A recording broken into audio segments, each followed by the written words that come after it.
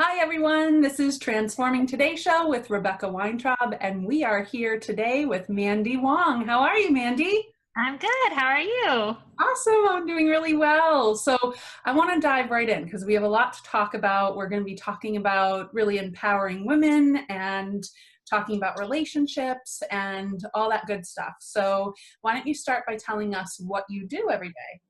Sure. So I am a life and relationship coach, and my goal really is to empower women to change the narrative of not good enough, whether it's in their relationships or in every single area that they do.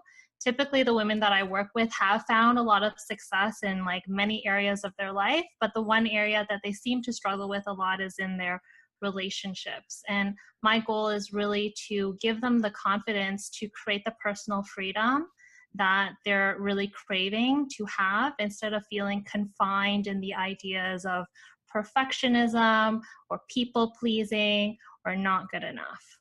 Mm, that's great, and that must be such satisfying work for you.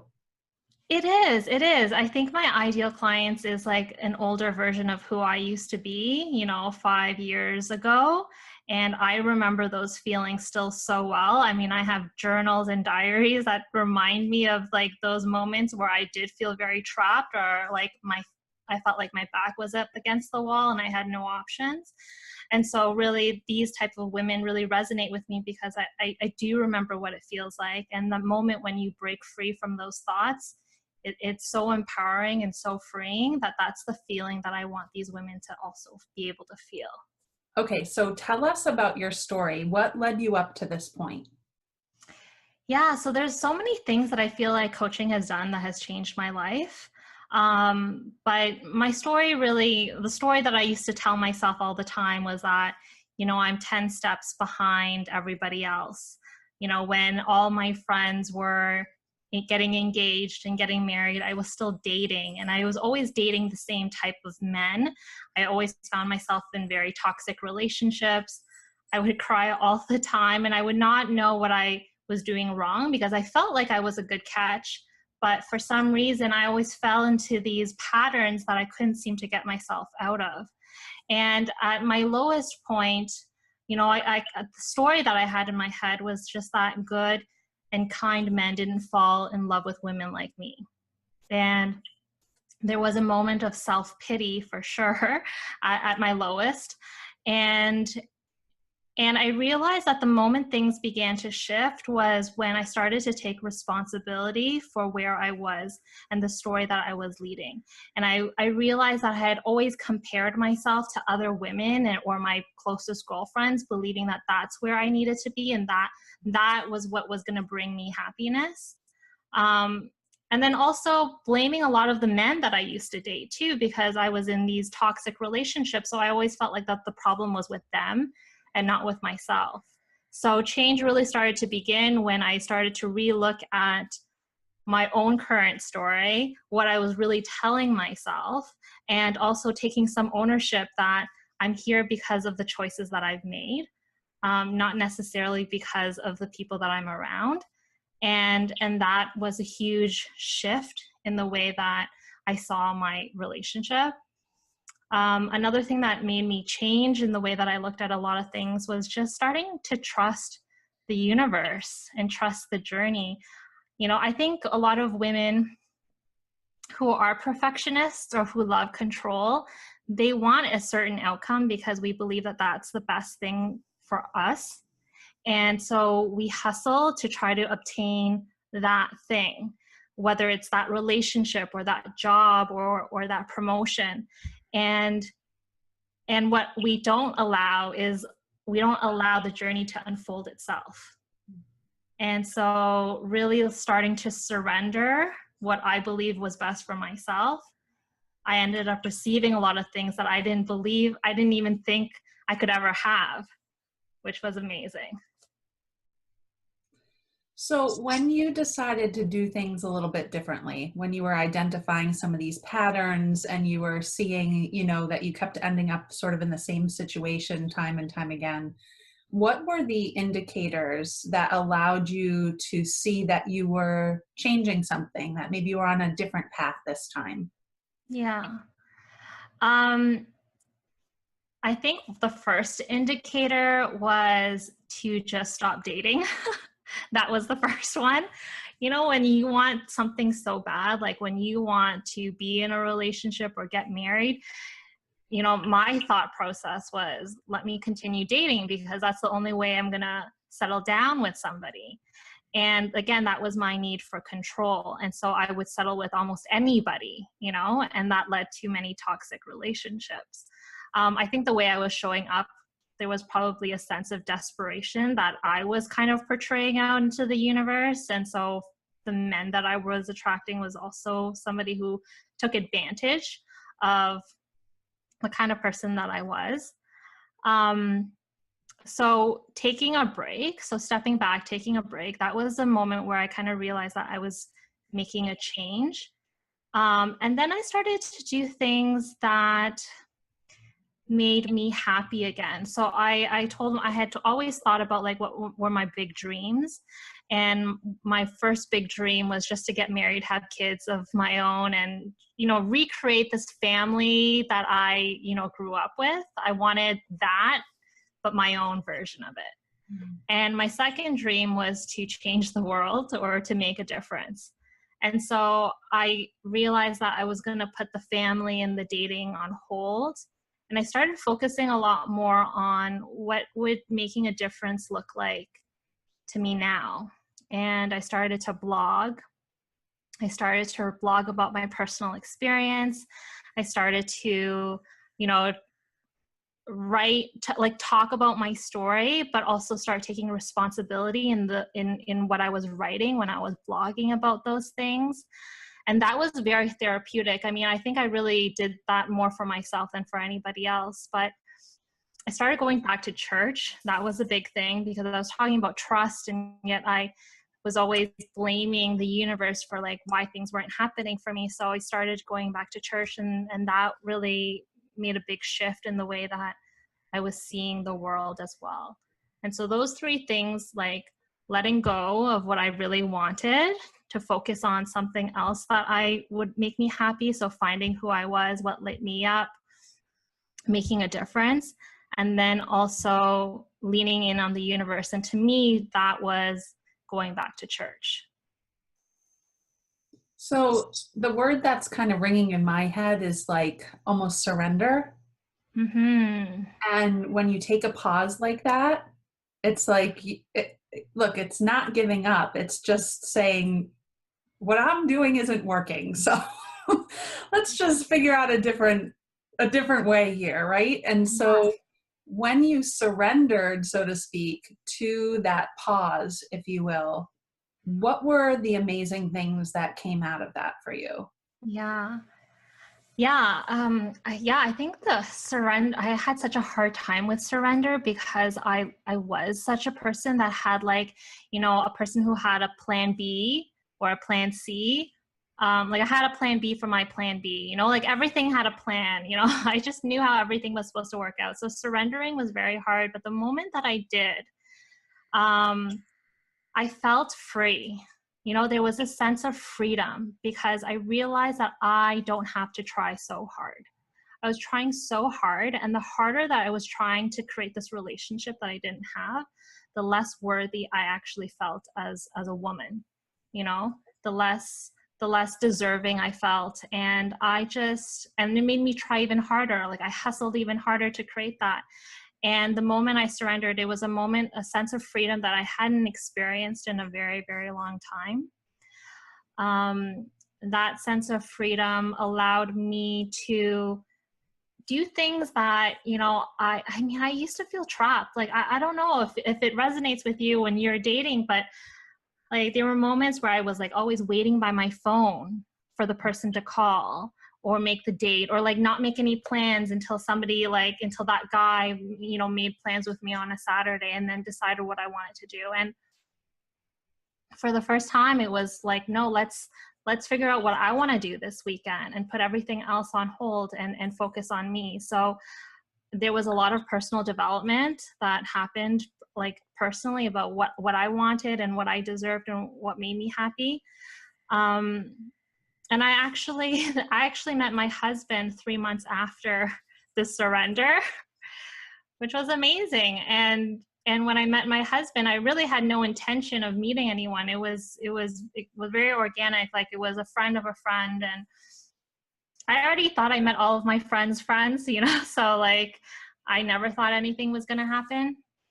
And it was kind of a long distance relationship. We were living an hour away, but it ended up being this amazing relationship.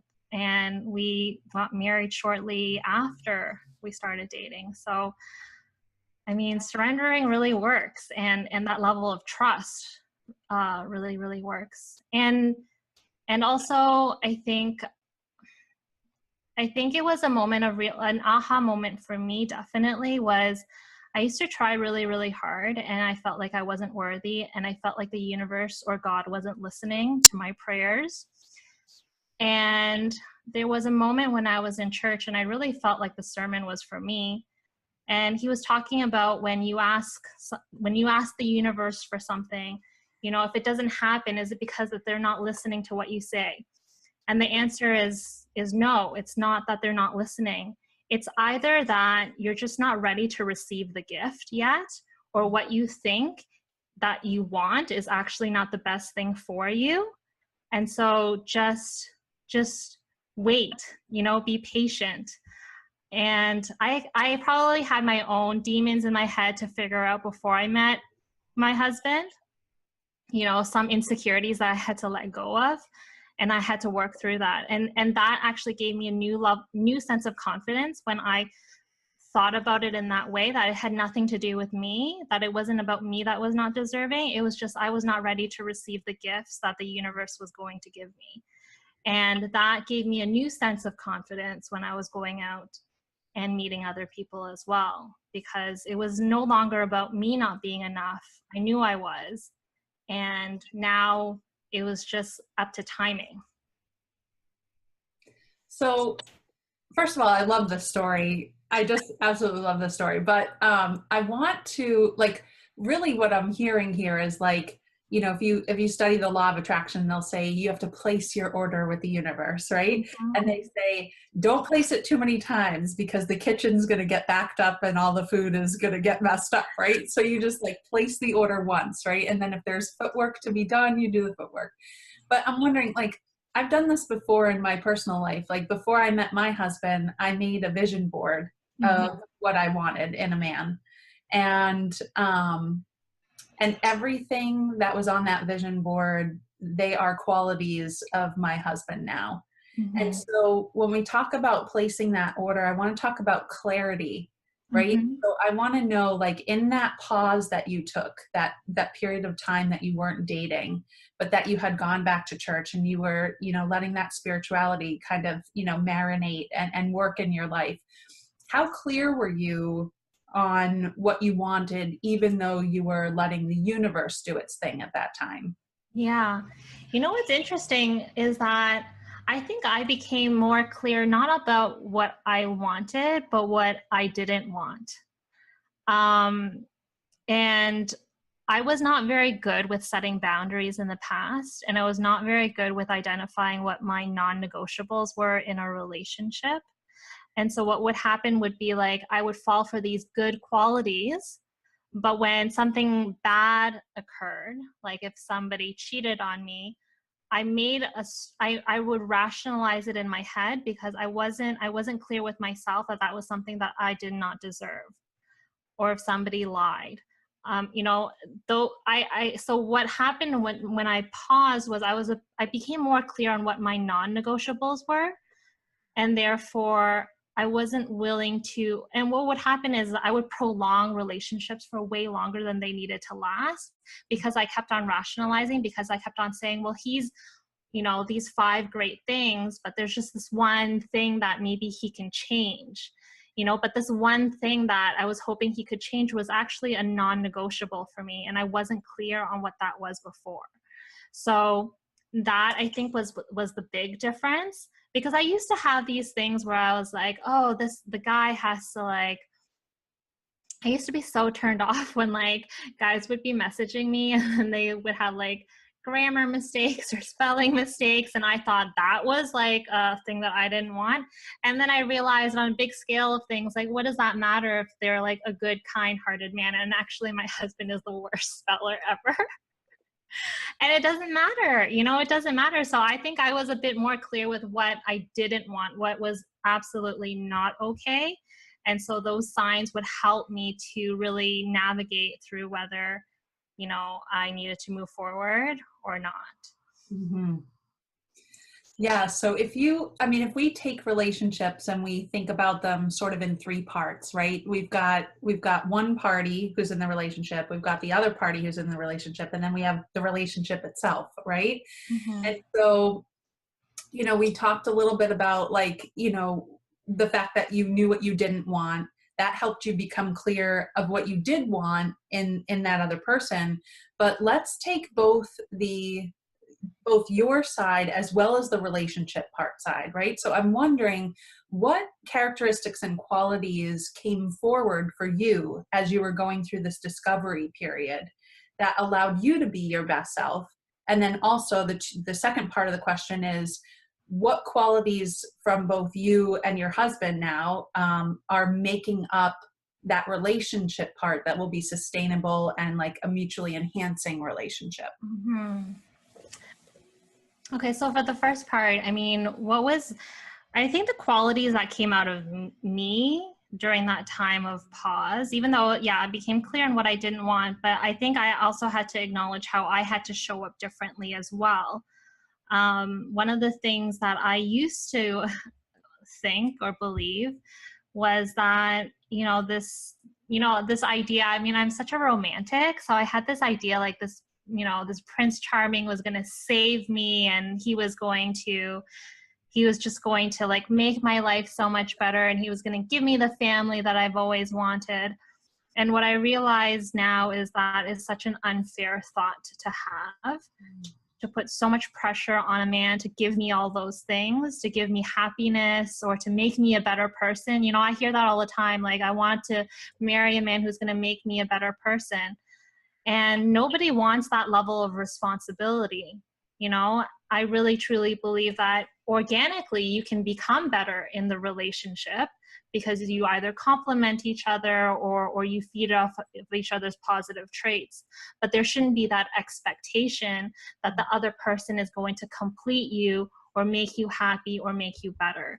And so I think taking more responsibility on the best self comes internally from myself, from me being confident and loving and kind to myself, because how I treat myself is a way that I'm telling people to treat me. Mm-hmm. And so showing up differently in that relationship made a world of a difference, because I think that the desperation, those signs of desperation that I used to have, like, they dissipated.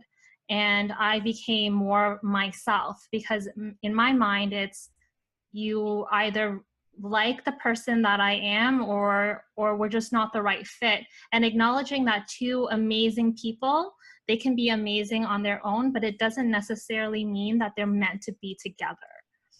Because it's so easy to just want to fall for, the perfect person that looks great on paper, or, the person who has like all these amazing qualities. And then we try so hard to make it work, even though something is missing. And so acknowledging that.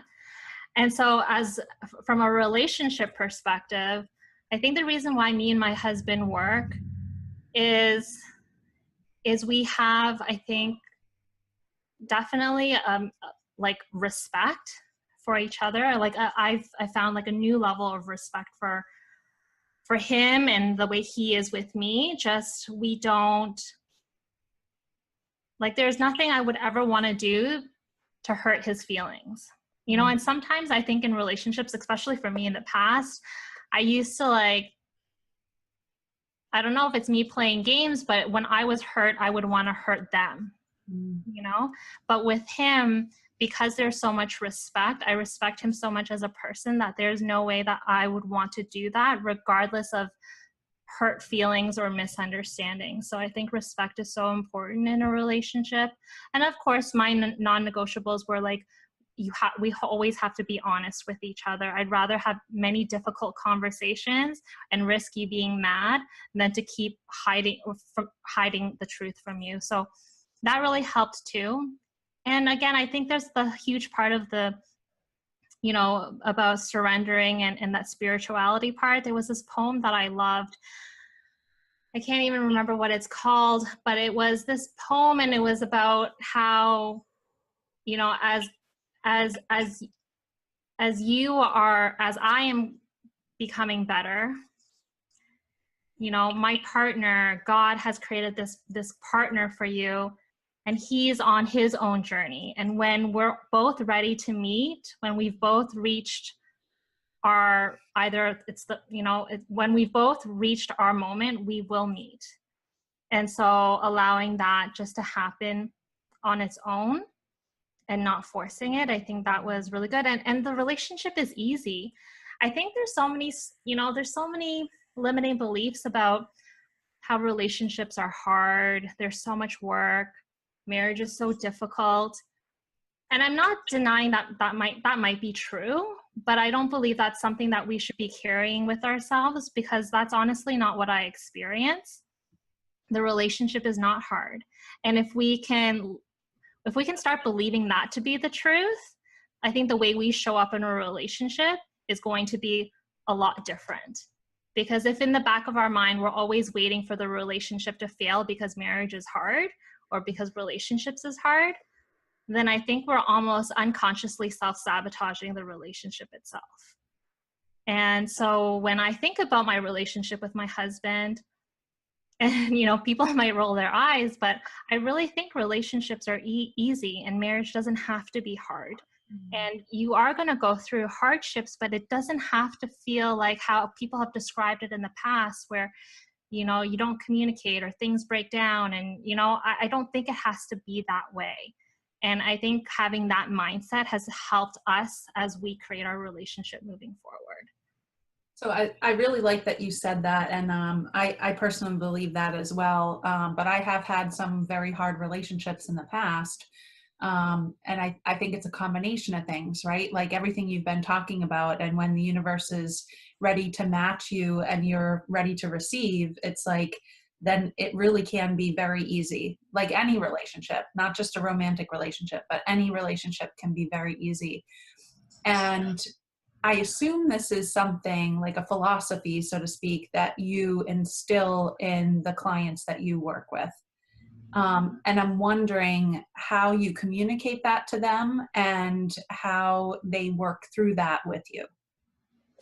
Yeah, so what I found with a lot of people, and I think it's universal, I don't think we're limited to any one particular person, is that we have a lot of stories that we tell ourselves about how relationships work. And so what I like to do with my clients is to identify what they are. And oftentimes we don't even realize that they're a story or that they're a belief until I start giving examples. So I always say, I want you to create your list, but here is some things that are common that I've heard, and you can either use them or you can use them to kind of inspire you to come up with your own list. So again, the idea that relationships are hard, marriage is difficult, that is a story that we tell ourselves. It's a belief that we believe to be true, and it makes us show up in a different way. Another belief could be, for me, it was good and kind men didn't fall in love with women like me, or all the good men are already taken, or there are no good men in this world. Like we need to start thinking about, what do we say to ourselves that limit us in the way that we show up? And then I ask them to think about how that belief has impacted the way that they have shown up in their relationships. Because I want them to understand the consequences it has when we buy into those stories or those beliefs. And when they realize that, because at first you think it's just a thought, And you don't really realize the impact that it has until you actually get somebody to ask you to dig deep on how has that affected your relationships in the past? How has that impacted your relationships today? And if you continue holding on to these beliefs, how is it going to impact your relationships in the future? And I encourage people to write it down, because writing it down and seeing it on paper is so different than just verbally speaking it out. So I do ask them, if they're open to it, to write down those answers. And then we work on creating new beliefs. You know, I want them to create more empowering beliefs. And oftentimes, I think it's difficult in the beginning to come up with a more empowering belief, because to them it doesn't even seem true. And so I kind of help them and prompt them by saying, if you can't think of anything that's more empowering, then I want you to just write the exact opposite of what you've written down. So if relationships are hard, then just write relationships are easy. And I don't care whether you believe it or not at this moment, but if you were to hold on to this new belief, and if this belief was true, how would it make you show up differently when you enter into your relationship, a new relationship, or your current relationship? Yeah, so let's talk about that shift, right? Because when you're with a client, there's like nothing better, at least I'll speak for myself, but there's nothing better than when you sense that shift. And it doesn't matter how big it is. It's just when you witness and you intuitively know that something has changed in them, something for the better. Mm-hmm. And so when you're working with these women and they start shifting, what Mm-hmm. is that like for you as the coach? I mean, of course it's very satisfying. Like, I'm not gonna lie, it's so satisfying for me to see the shift, and to see them move from more of a fear-based conversation to one of excitement. Um, and I feel so proud, of these women. Like, I just feel so proud that not only did they spend time to invest in what the future could look like for themselves, but that they are really opening themselves up and being honest and taking responsibility for what they might have thought in the past. And to me, I'm excited for them. It's like a new level of excitement for me when I see somebody shift. Mm-hmm. Yeah. Yeah. So I know we've been talking a lot about relationships, but like I know you do work outside. Like, this is a holistic approach, right? It's not just about the relationship. That might be the pain point, right? That like, Mm-hmm. or the problem to solve.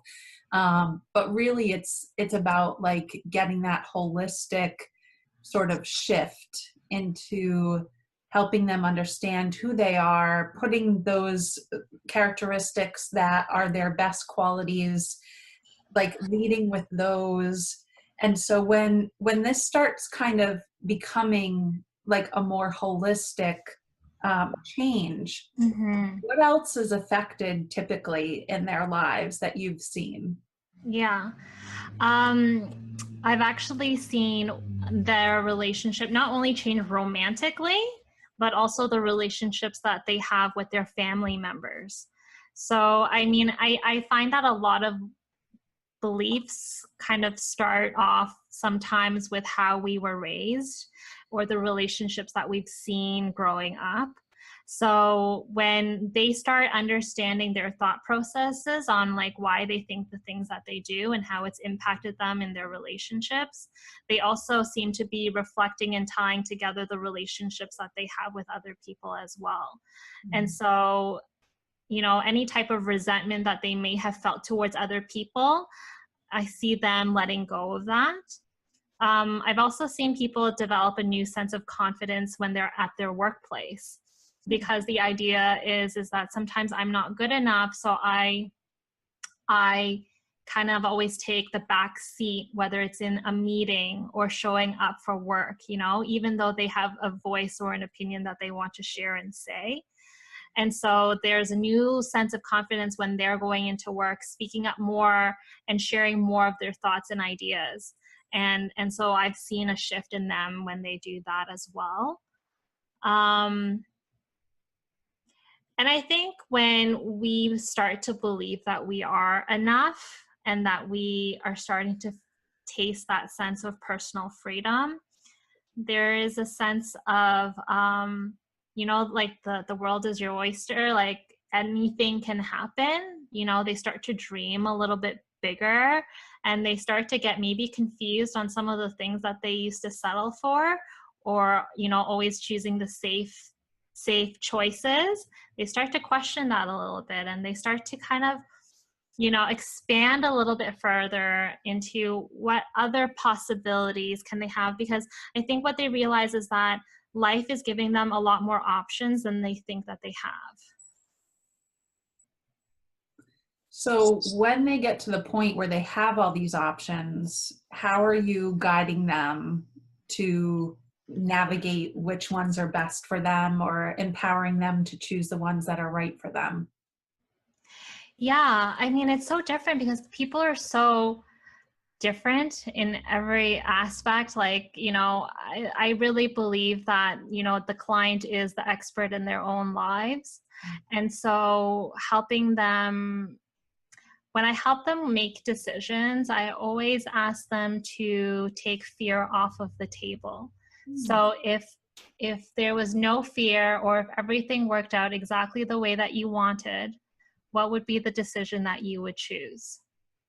And when I ask them to take fear off of the table, usually they pick, I don't know what they end up picking, but they ended up picking the one that is the most right for them. And then we spend time working around that fear, because fear is very real. So as much as we can say, let's take it off the table, we still have to address it, because it's way easier to say it's off the table than to actually believe that it's off. So then we would spend some time to work around that fear and how we can let it go.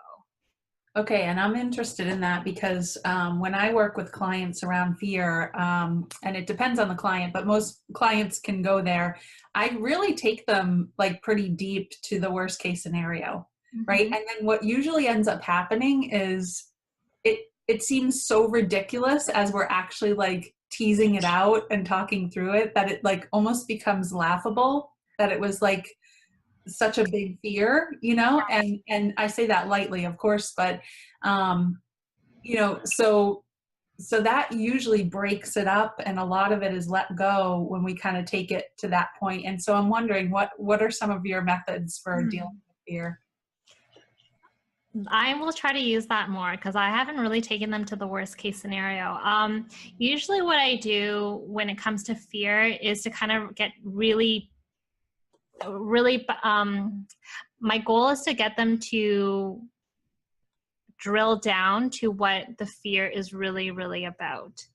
And I was at a Tony Robbins seminar, and he was talking about fear. And he was talking about that fear really comes from two places: the fear that you're not good enough, or the fear that you won't be loved. And so, we can say, I'm scared that, the fear could be, I'm scared that I'm going to be single forever. Okay, but what that is a fear, but let's drill it down even further. So we usually go down, like, what is the fear really about? It's not about that you're going to be single for the rest of your life. If you were single for the rest of your life, what does that mean about you? What does that say about you? How are you interpreting about what that means? And I think really drilling down to what the deep down fear is when we begin to start tackling it. And again, my idea is that I'm helping these women change the narrative of not good enough. Then that's one of the major fears. So we work around, how do we let that fear go? And we both graduated from IPEC, so I do a lot of that deep gremlin work, where we start acknowledging, naming, identifying what that voice is, what it looks like, how did it all begin, and then developing a relationship with that voice that's going to support them moving forward. And I've always found that really helps them, because it's just a reminder that the fears that we have is not a true reflection of who we really are. it's what we've always believed to be true, and it's what has always kept us safe. And I think that the understanding and acknowledgement of the fear has always kept us safe allows them to be able to let it go. Of course, I don't think gremlins ever disappear fully. And so it's giving them the tools to be able to recognize that when is this a not good enough fear, or when is it a I don't feel like I'm gonna be like no one's gonna love me fear, and then go back to the tools that we've used to get that supportive voice to help them move forward. Mm. Yeah, and talking about gremlins, it's interesting because, you know, we were also kind of taught like to reassign their job, right? Like they have they're doing some kind of job right now, and it might be negatively affecting us in whatever way. And when we reassign that, uh, part of it is acknowledging what that either voice or, you know, whatever that gremlin is, what it needs and what it really wants. And oftentimes you're right, it could come back to it just wants to be loved. It just wants you to acknowledge that it's there instead of ignoring it. Yeah. A lot of us just say go away, you know, and how would that feel if someone said that to us?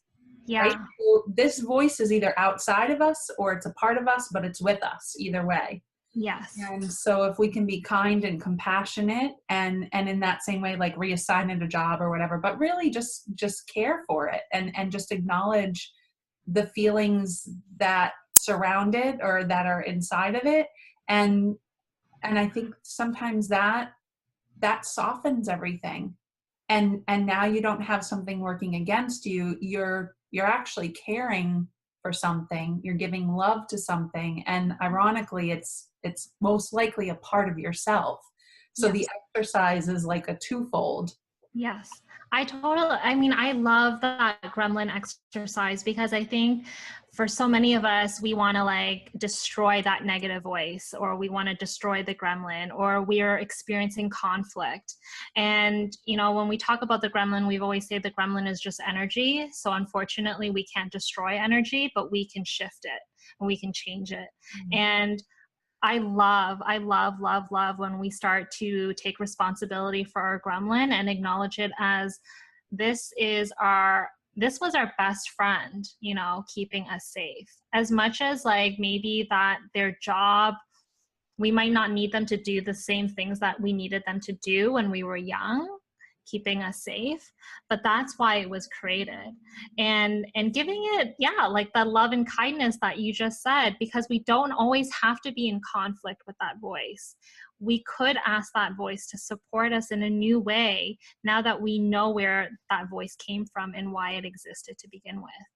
I always think like consciousness or acknowledgement is the first step, but it's such a huge step, because once we know where it's coming from, it's so much easier to let it go. If we don't know where it's coming from, then we don't even know where to begin to change it. Yeah, and I think it's that acknowledgement and that consciousness also needs to be applied to where we are now, right? And then where we are now, right? And because we can be on automatic pilot for so long in our life, and then all these changes are happening, we're shifting, and sometimes we don't really stop and kind of look around and assess and then reassess and then realize our growth and realize really who we are, what characteristics we're leading with now.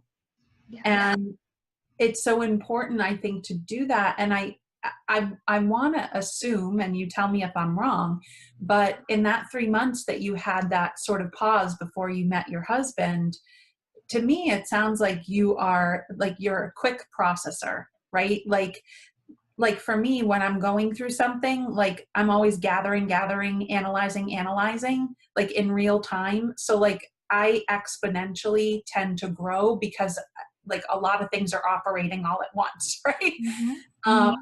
And I almost feel like maybe that's sort of what happened to you as well, that you were learning as you were going through these different relationships. But then when you actually paused, was it possible that you kind of started looking around and you're like, whoa, I'm in a different place now. Yeah, I think like, exactly what you meant by like autopilot, we just do and we don't think. We don't really think. We think we're thinking, but we're over analyzing, and we're not actually taking a step back and looking at the big picture. And I think that 3-month pause allowed me to connect the dots into what was not working, because I wasn't taking responsibility for a very long time. It was very, very easy for me to blame the other person because they had treated me so bad. And I was thinking, why do I need to change? I didn't do anything wrong. And so that 3-month pause, it was about, okay, clearly whatever I'm doing is not working, so something needs to change. And I realized I was just creating these band-aid solutions. My band-aid solution was, if this relationship doesn't work, find the next relationship. And I never ever allowed myself to just heal from whatever was making me insecure in the past. And when I think back, I realized, and it's very deep, and you don't even think about, like, you're not linking them together. But my mom had passed away when I was 14. I was actually in my first relationship when she passed away. I was in grade 9, and I was with the guy for almost 6 years. And in that relationship, he cheated on me like more than I could count on my hands and toes. But there was this need for me to have him almost fill a void that had occurred in my life. And when that relationship finally ended after 6 years, I quickly jumped into another relationship. And I don't think I ever allowed myself to just deal with whatever pain or darkness that I felt deep inside. And so that 3-month break really allowed me to, and it doesn't feel good, right? It doesn't feel good to not put the Band-Aid on. It feels much better to be distracted. But I had told myself that is not working.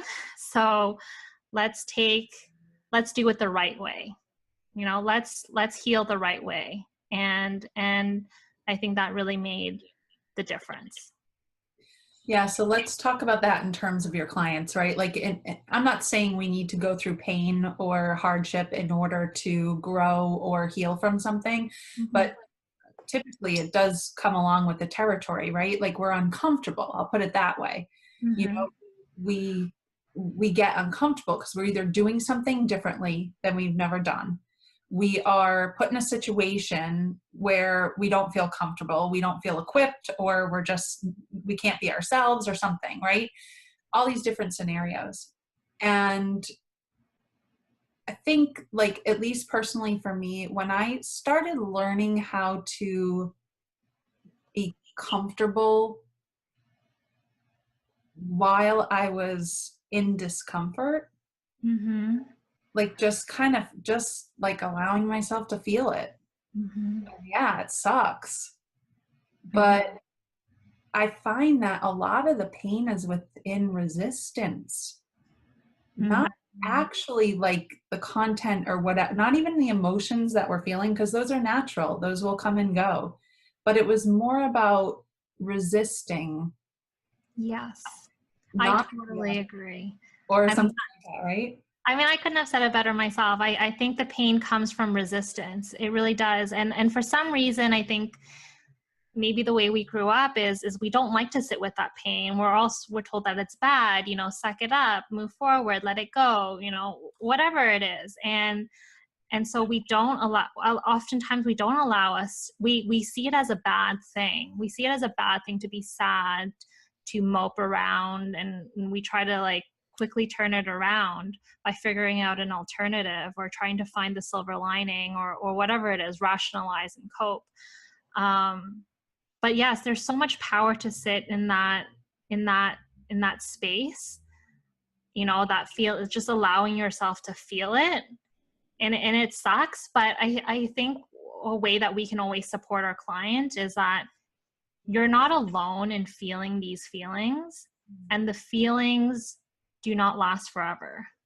They're not meant to last forever if we allow ourselves to sit with the feelings, to actually let ourselves sit with the feeling. And it's almost like, I almost feel like it's a guarantee. Like I almost want to say, I 100% guarantee you, if you allow yourself to sit with these feelings and truly just sit with it, it's at that moment that you can let it go. You know, because you're right, it's the resistance that keeps us from going back to that place and not knowing, like, how do we get rid of it? And we're unconscious, so we keep on going back to resistance. Every time it doesn't work out, it's resistance again, and then we try to think of another thing to cope, and then it doesn't work, back to resistance, and then it's like this never ending cycle. And I think it makes us feel trapped. Like, when am I ever going to break free of these feelings? Yeah, and I assume that this is something that you guide your clients through, and that you're there for them as they're going through this process. And I'm wondering how you do that without stepping inside their box. Mm-hmm. For me, I mean, something that I like to do is just to give them a safe space to even explore that. I think a lot of people don't explore it because they're either ashamed to talk about it or to share it or to feel it. And so for me, one of like my core beliefs as a coach is holding space for a client to be able to process their emotions. And, you know, it's acknowledging that I'm not here to fix it. I'm here to give you the space to talk about it, and we can work on what are some ways we can begin to let it go. But it's about, for me, it's just about creating a safe space and not jumping in the box. And I think I don't jump in the box partially because I do have this belief that they're going to figure it out. Like, they don't need me to, they just need me to create that space so that they can talk about it without feeling guilt and shame. I think a lot of women, or men included, you know, we don't talk about these things because it makes us feel ashamed. And the more we don't talk about it, then that, you know, that shame cycle just keeps on going and going, and it never stops. But one of the best compliments I ever get from my clients is just that they feel very safe when they're talking with me. Yeah. Yeah, you have like a very calming and very genuine energy that naturally comes from you. So I can absolutely see why they would say that. Thank you. Yeah, yeah. So when you work with these women, um, how how long does it typically take before they are really transforming and shifting into more of who they have ever been? Yeah. Typically, I like to stay with them for 3 months, so about 12 sessions, and we meet weekly. I start seeing them change and shift somewhere around the third or fourth session, where they're beginning to show up differently in the way that they are, either in their relationship or just how they feel when they're showing up for, let's say, for example, work. Um, and I like to stay with them for that long, even though sometimes, you know, maybe by the 8th or ninth session they feel pretty good. But I always think that if anything was to come up, I want to be there to support you, especially when you're implementing all these new beliefs that you now have of the world, of yourself, and of your relationships. You know, if at any moment those beliefs are threatened again, I want to be right there to support you so that these beliefs continue to stay strong for you. Or maybe it's about recreating or tweaking that empowering belief so that it works for you even more. And so I like that 3-month time period, just so that, you know, they feel confident to go out in the world on their own and keep it sustainable. Okay, and so what are some of the successes that have come from the work that you've done with these women? So I mean, it's interesting because one of the women that I worked with, I have mutual friends, and they knew that I was working with her because she had told them. And they would come up to me and be like, "Oh my God, what did you do? She's like a brand new woman." And I'm like, really? I mean, because I wasn't that close with her to begin with. So I don't know the change. I don't, to me, it's always like, oh, that's her. That's who I know her as. And they're like, no, she speaks up a lot more. She's more confident in the way that she speaks or interacts with in a group setting. And she just like takes more risks, and she's exploring like what she loves. For her, one of her big goals was to take up photography, but there was all these beliefs about where am I going to get the money to buy the camera and all that stuff. And it's funny how the universe works, because by the end of our time together, for some way or whatever, somebody gifted her a camera for her birthday. And it's just like, it's just, sometimes it's just setting that intention, that this is what you want.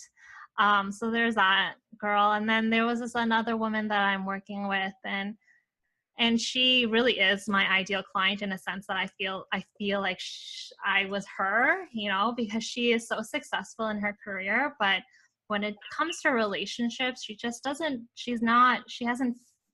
hasn't found the one, and there's this fear that it's never going to happen for her, and it takes a toll on her self-esteem. And it's kind of cool, because as she had just started seeing somebody, and she tells me all the time that her level of anxiety in a relationship has decreased. And the way that she shows up, because she used to always second guess herself in the way that she spoke or wanted to say something. She would kind of hold herself back. She didn't want to get into too many serious conversations because she was scared of where that would lead. And there were these beliefs almost as like, if I don't feel the spark every single time, then something is wrong. Either he doesn't like me anymore, or this relationship is just not meant to be. And oftentimes I think we do that to ourselves. We quickly self-sabotage when things are going good by creating this new story in our head that, oh my God, something was off, so now it's all gone to hell, but those thoughts have actually kept, away.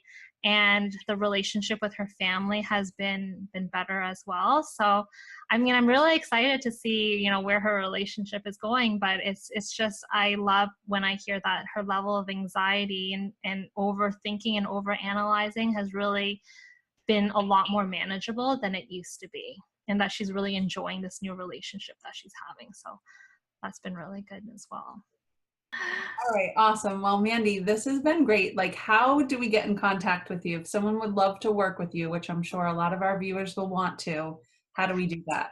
Yeah, so you can always find me on my website. It's www.ownyourstory.ca, or you can just send me an email at hello@ownyourstory.ca. And of course, you can always contact me on Facebook as well, because I think you're going to probably link this on Facebook at some point. So you can always contact me there as well. All right, everybody. Well, it's been a pleasure being here with Mandy. I've enjoyed our time so much. Thank you guys for tuning in, and we will come at you next week with another episode. So thanks, everyone, and see you later. Bye.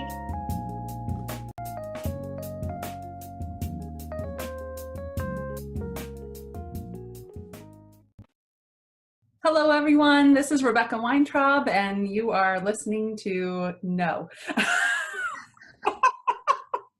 What am I trying to say? Hello, this is...